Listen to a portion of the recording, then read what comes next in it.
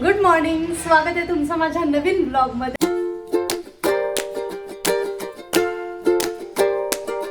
आज आहे मार्गशीर्षचा शेवटचा गुरुवार. सो आमची चालली आहे पूजेची तयारी. मम्मी पूजा वगैरे मांडतात आणि मी माझं आवडीचं काम करते, पंचामृत बनवतीये. तुम्ही माझी पंचामृतची व्हिडिओ पाहिली आहे का? नसेल पाहिली तर लगेच जाऊन बघा, म्हणजे तुम्हाला पण कळेल की पंचामृत बनवायची योग्य पद्धत काय आहे ती. नसेल बघितलं तरी काय नाही, मी आता बनवतच आहे तर मी परत सांगते. पंचामृत स्टार्ट होतं सगळ्यात पहिले मधाने. म्हणजे आता आपण घेतो 1 चमचा मध. हे कसं असतं, आता पहिले आपण जर 1 चमचा मध घेतला तर त्याच्यानंतर तुम्हाला घ्यायचं आहे 2 चमचे तूप. आणि 2 चमचे तूप घेतल्यानंतर घ्यायचे 4 चमचे साखर. मग 4 चमचे साखर घेतल्यावर 8 चमचे दही आणि 8 चमचे दह्यानंतर 16 चमचे दूध. म्हणजे असं जे 5 गोष्टी आपण घेणार आहे त्याचा क्रम वाढत जायचं, म्हणजे ते डबल डबल करत जायचं. आणि ही ॲक्च्युअल पंचामृत बनवायची योग्य पद्धत आहे. त्यामुळे तुम्ही पण पंचामृत बनवत असाल तर या पद्धतीने एकदा ट्राय करून बघा. त्याची टेस्ट किंवा स्वीटनेस वगैरे एकदम बॅलन्स्ड होऊन जातो, की जास्त गोड पण नाही होत आणि कमी गोड आहे असं पण नाही वाटत. फक्त जेवढं बनवायचं आहे त्यानुसार क्वांटिटी ठरवायची. आता जर तुम्ही नॉर्मल रेग्युलर पूजेसाठी वगैरे बनवत असाल तर आता मी सांगितलं तेवढी साईज ओके होऊन जातील, की 1 चमचापासून स्टार्ट करायचं. 1 चमचा मध, 2 चमचे तूप, 4 चमचे साखर, 8 चमचे दही आणि त्याच्यानंतर मग 16 चमचे दूध. असं डबल डबल. आता तुम्ही म्हणताल की दही आणि दूध हे चमच्यात कुठं मोजत बसायचं, तर दही तर आपण पहिले 8 चमचे घेऊ शकतो. मग दह्याचं जेवढं पोर्शन दिसतंय आता एका बाउलमध्ये वगैरे घेतलं आपण, तर मग त्याच्यात डबल फक्त दूध घ्यायचं आहे तुम्हाला. म्हणजे एवढं सिम्पल असतं पंचामृत बनवणं. की काही लोक त्याच्यात केळ वगैरे पण टाकतात, पण मला ॲक्च्युली ते माहिती नाही आहे की टाकतात की नाही म्हणून. कारण लहानपणापासून मी माझ्या घरी हे असंच बनवताना बघितलं आहे. सो मी तुम्हाला हे एकदम शुअरली सांगू शकते की हीच पद्धत आहे असं. सो बोलता बोलता आपलं पंचामृत रेडी झालं. आता याच्यावर फक्त एक तुळशीचं पान ठेवायचं की मग डन. सो बघूया आपण तोपर्यंत मम्मींची पूजा कुठपर्यंत आली आणि त्यांना पंचामृत पण नेऊन देऊ. मम्मी इकडे दारात रांगोळी काढतायत. झाली का मम्मी? हां चालेल. आज स्वयंपाकाची खूप गडबड असणार आहे, त्यामुळं सकाळीच आता थोडा वेळ आहे माझ्याकडे. तर आजच्या दिवसातली कामं थोडी शेड्यूल करून घेते, कामं उरकते पटकन. आणि म्हणजे एक दिवस नंतर नाही का स्वयंपाक किंवा संध्याकाळी ते सवासीन जेवायला येणार आहे, त्यात वेळ गेला तरी काय वाटणार नाही. त्यामुळे पहिले कामं करून घेते, म्हणजे थोडं नाही का रिलॅक्स माइंडने सगळं करता येईल. नाही तर काय होतं, बॅक ऑफ द माइंड सारखं हेच चालू राहते, अरे हे राहिलंय ते राहिलंय. त्यामुळे पहिले ते एक एक उरकते. मम्मींची पूजा मांडण झाली आहे. आता आम्ही कहाणी वाचून आरती वगैरे करून घेतो. तुम्ही पण बघा. बसायचं मम्मी?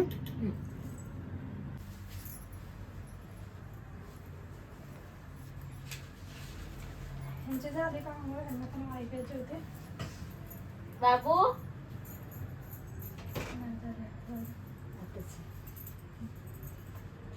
ऐका ऐका भाविक भक्तजन हो, श्री लक्ष्मी व्रताची कथा, गुरुवारची कहाणी. ही कहाणी ऐकून काय होईल? दुःख दारिद्र्य दूर होते, लक्ष्मीची कृपा होते, धनदौलत प्राप्त होते, दीर्घायुषी संतती होते, म्हणींची इच्छा पूर्ण होते. श्री लक्ष्मींची नावे आणि रूपे अनेक आहेत. कैलासातील पार्वती, श्रीराब्दामधील सिंधू कन्या, स्वर्गातील श्री महालक्ष्मी, भूलोकावरील लक्ष्मी, ब्रह्मलोकीची सावित्री, गोलोकातली राधिका, वृंदावनातील रासेश्वरी, चंदनवनातील चंद्रा, चंपकवनातील विरजा, पद्मवनातील पद्मावती, मालती वनातील मालती, कुंदन वनातील कुंददंती, केतकी वनातील सुशीला, कंदक वनातील कंदमाला, राजगृहातील राजलक्ष्मी आणि घराघरातील गृहलक्ष्मी. अशा विविध रूपांनी आणि नावांनी लक्ष्मी देवी प्रसिद्ध आहे. अशा श्री लक्ष्मी देवीची आहे ही कहाणी. द्वापार युगातली, सौराष्ट्र देशातली. तिथे भद्रश्रवा नावाचा एक राजा राज्य करत होता. तो पराक्रमी होता. 4 वेद, 6 शास्त्रे, 18 पुराणे याचे त्याला ज्ञान होते. त्याच्या राणीचे नाव सूरजचंद्रिका. ती होती देखणी, सुलक्षणी, पतिव्रता. त्या राजा राणीला होती 8 मुले, 7 मुलगे आणि 1 मुलगी. त्या मुलीचे नाव होते श्यामबाला. एकदा श्री लक्ष्मी देवीच्या मनात आले की आपण त्या राजाच्या राजगृहात राहावे, म्हणजे राजा प्रजेला अधिक सुख देईल. गरीबाकडे राहिले तर तोच सारी संपत्ती खाऊन टाकेल.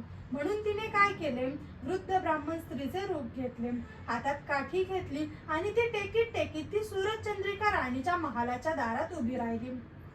तिला बघून एक दासी पुढे आली. तिने त्या म्हातारीची चौकशी केली. तिचे नाव, तिच्या नवऱ्याचे नाव, राहण्याचे ठिकाण वगैरे माहिती विचारली. वृद्ध स्त्रीचे रूप घेतलेली लक्ष्मी माता म्हणाली, माझे नाव कमला, माझ्या पतीचे नाव भुवनेश, द्वारकेला आम्ही राहतो. तुमची राणी पूर्वजन्मी एका वैश्याची पत्नी होती. तो वैश्य फार दरिद्री होता. रोज भांडणं होत असत. नवरा तिला मारझोड करी. त्या त्रासाला ती कंटाळली आणि घर सोडून निघाली. रानावनात उपाशी भटकू लागली. तिची ती दशा बघून मला तिची दया आली. धनसंपत्ती देणाऱ्या लक्ष्मी व्रताची मी तिला कथा सांगितली. माझ्या उद्देशाप्रमाणे तिने लक्ष्मी व्रत केले. श्री लक्ष्मी देवी प्रसन्न झाली. त्यामुळे त्यांचे दारिद्र्य संपले. संतती संपत्तीने घर भरले. आनंदी आनंद झाला. पुढे ती दोघे निधन पावली. लक्ष्मी व्रत केल्यामुळे ती दोघे लक्ष्मी लोकात वैभवात राहिली. जितकी वर्ष लक्ष्मी व्रत केले तितकी 1000 वर्ष त्यांना सुखोपभोग मिळाला. आता तर त्यांना राजकुळात जन्म लाभला आहे. परंतु त्या राणीला लक्ष्मी व्रताचा विसर पडला. ती आठवण करून देण्यासाठी मी मुद्दाम इथे आले.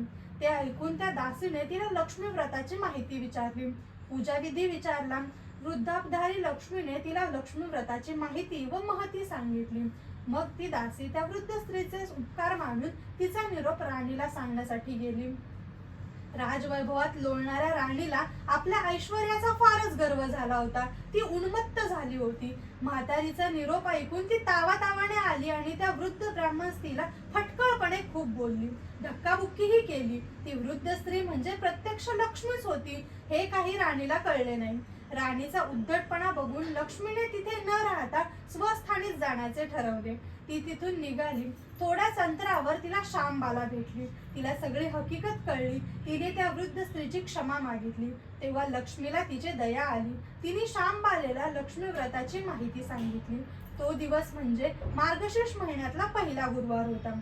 श्यामबालेने भक्तिभावाने लक्ष्मी व्रत केले. त्यामुळे सिद्धेश्वर नावाच्या एका राजाच्या मालाधार नावाच्या राजपुत्राशी तिचा विवाह झाला. तिला सर्व वैभव मिळाले. ती आपल्या पतीसह राजवैभवात नांदू लागली. इकडे लक्ष्मीचा कोप झाल्याने राजा भद्रश्रवा व राणी सूरजचंद्रिका यांचे राज्य गेले. वैभव ऐश्वर्य गेले. त्यांची अन्नान्न दशा झाली. एके दिवशी सूरजचंद्रिका आपल्या पतीस म्हणाली, आपला जावई राजा आहे, खूप श्रीमंत आहे, त्याच्याकडे जा, आपले हाल सांगा, त्याला दया येईल, तो काही संपत्ती देईल. त्याप्रमाणे भद्रश्रवा जावयाच्या राज्यात गेला. एका तळ्याच्या काठी विश्रांती घेण्यासाठी बसला. तो श्यामबालेच्या दासी पाणी नेण्यासाठी तिथे आला. त्यांना भद्रश्रवा दिसला. दासींनी त्यांचे नाव गाव विचारले. त्याने सर्व सांगितले. तो श्यामबालेचा पिता आहे हे कळल्यावर दासी धावत धावत श्यामबालेकडे गेल्या. तिला सर्व हकीकत सांगितली. श्यामबालेने आपल्या पित्याला मोठ्या थाटामाटाने आपल्या राजवाड्यात आणले. आदर सत्कार केला. नाना परींचा पाहुणचार केला. तो परत जायला निघाला तेव्हा तिने हंडा भरून धन दिले. भद्रश्रवा घरी आला. सूरजचंद्रिकेला आनंद झाला. तिने हंडा उघडला तो काय, हंडात द्रव्य नव्हते, कोळसे भरलेले होते. लक्ष्मीच्या अवकृपेने हा चमत्कार घडून आला होता. काही दिवस लोटले. सूरजचंद्रिका एकदा आपल्या लेकीच्या घरी गेली. तो दिवस होता मार्गशीर्षातला शेवटचा गुरुवार. श्यामबालेने लक्ष्मी व्रत केले. आईकडूनही करवले. सूरजचंद्रिका परत आपल्या नगरात आली. तिने लक्ष्मी व्रत केले म्हणून पूर्वीचे सर्व वैभव परत मिळाले. राज ऐश्वर्य प्राप्त झाले. पुढे काही दिवसांनी श्यामबाला माहेरी आली.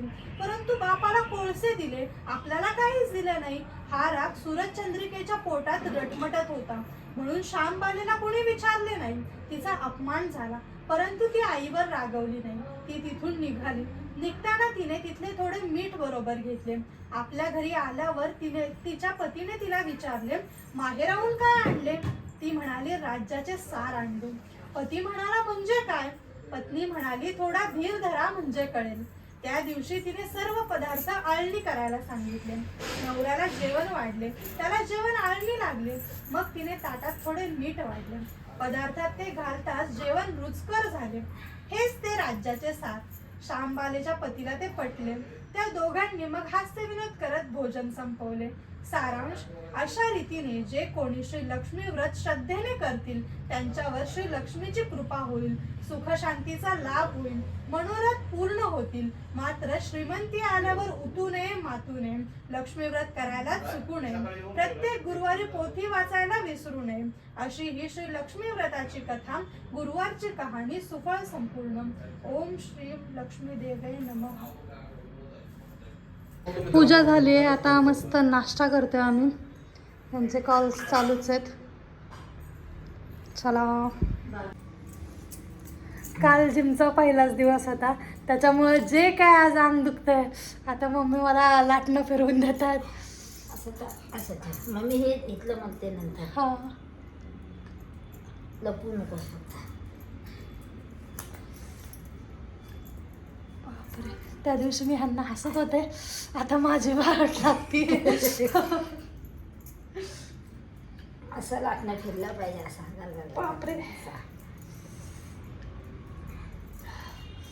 नाही सहन होत. एक मस्त वाम कुक्षी झाली. आता चालू करते स्वयंपाक करायला. 4 गॅस असल्याचे फायदे आहेत. एकाच वेळेस माझे 3 कुकर चालू आहेत. आणि आता मी इकडे भाजीची तयारी करते, म्हणजे जसे गॅस रिकामे झाले तसे पटापट भाज्या टाकता येईल.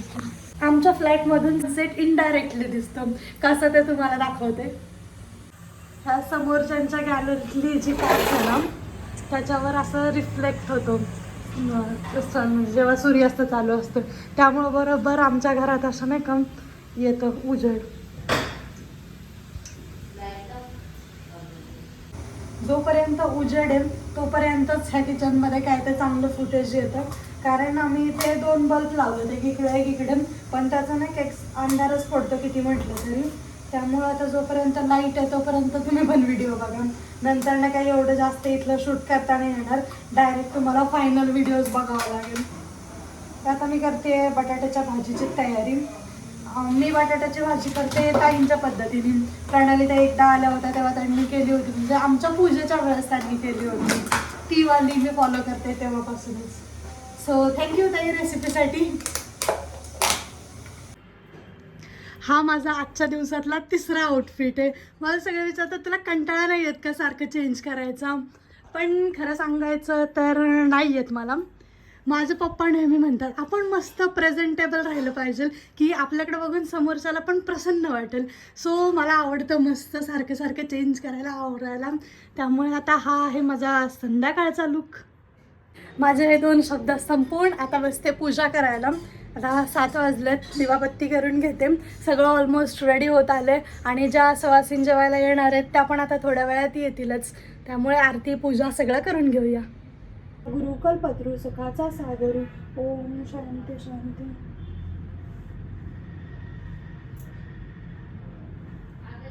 आले 1 मिनिट. सो माझी पूजा झालेली आहे. आता मम्मी येत आहेत, मग आरती करू. ही साडी इतकी सुंदर वाटते आणि मी याची आजच घडी मोडते आत्ता. म्हणजे जेव्हा जेव्हा काय असं स्पेशल असतं ना, ऑटोमॅटिकली माझ्याकडे नवीन साड्या कुठे येतात काय माहिती. ही साडी मला आम्ही सुरतला गेलेलो तेव्हा यांच्या दादा वहिनींनी दिलेली, त्यांच्याकडे पहिल्यांदा गेलेले तेव्हा. सो योगेश दादा, सपना वहिनी, थँक्यू. साडी खूप छान आहे आणि मेन म्हणजे आजच्यासाठी मला एकदम आयती नवीन साडी घडी मोडायला मिळाली आहे, त्यामुळं मी खुश आहे. संकट निवारिण जय देवी महिषासुरवध्नी सुरवरीश्वर वरदे तारक संजीवनी जय देवी जय देवी. तर इकडे मी परतते पुरण आणि मम्मी करतायत आमटीची तयारी. मम्मींची आमटी एकदम झणझणीत मस्त असते. आज मी चुड्यातल्या बांगड्या घातल्यात, ते छान वाटतात. म्हणजे आपल्या ज्या नेहमीच्या बांगड्या असतात त्याच्यापेक्षा एकदम वेगळ्या वाटतात. आणि माझ्याकडे अजून आहेत त्या चुड्यातल्या बांगड्या, कारण मी एक 15 दिवसानंतर चुडा उतरवला होता, त्यामुळे त्या आहेत. सो मी आज त्या घातल्या, जस्ट मला सहज दिसल्या कपाटात. सो पण मला सकाळपासून एकदम छान आणि वेगळंच वाटते. रोजच्या बांगड्या ज्या असतात त्या एकदम वेगळ्या वाटतात आणि ह्या एकदम असा वेगळा तो लग्नावाला फील देतात. त्यामुळे आता मला परत नवीन नवरी असल्यागत वाटतं.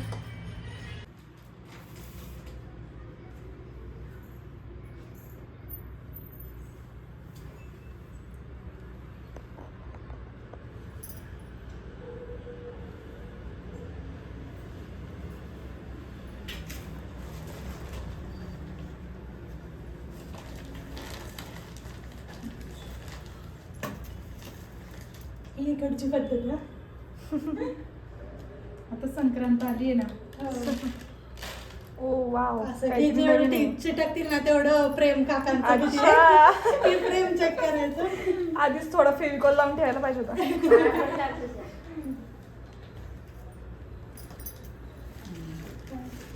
याच्यातच टाकून ठेव. गजरा झाला. घालायचं. एक तर मला खूप गरम होतं आणि असा सगळा घाम येतो आणि जेव्हा आम्ही गावाला गेलो जे जाईल ते ओटी भरायचं आणि मला इतका घाम यायचा की त्यांनी लावल्या अक्षरा किती चिटकायचं तेव्हा सगळं म्हणायचं अरे किती प्रेम आहे किती प्रेम आहे.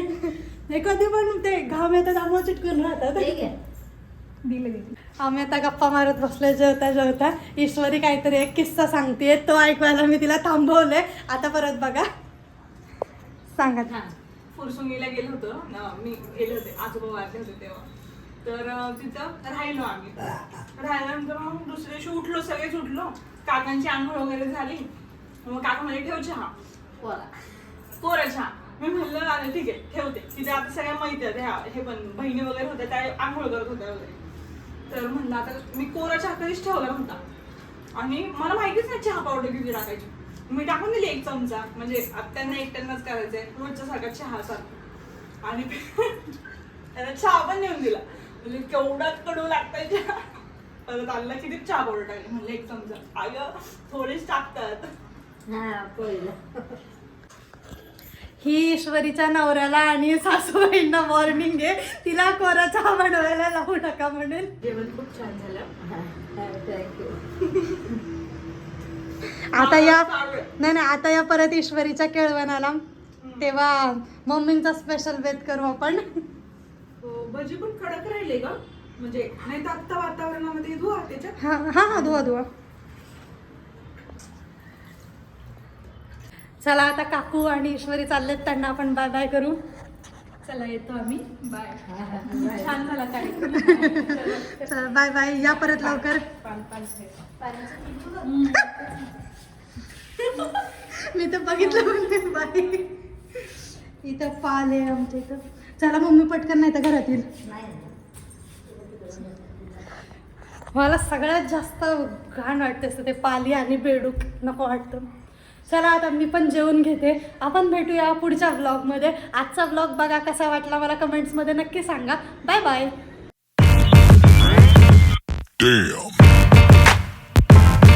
Damn.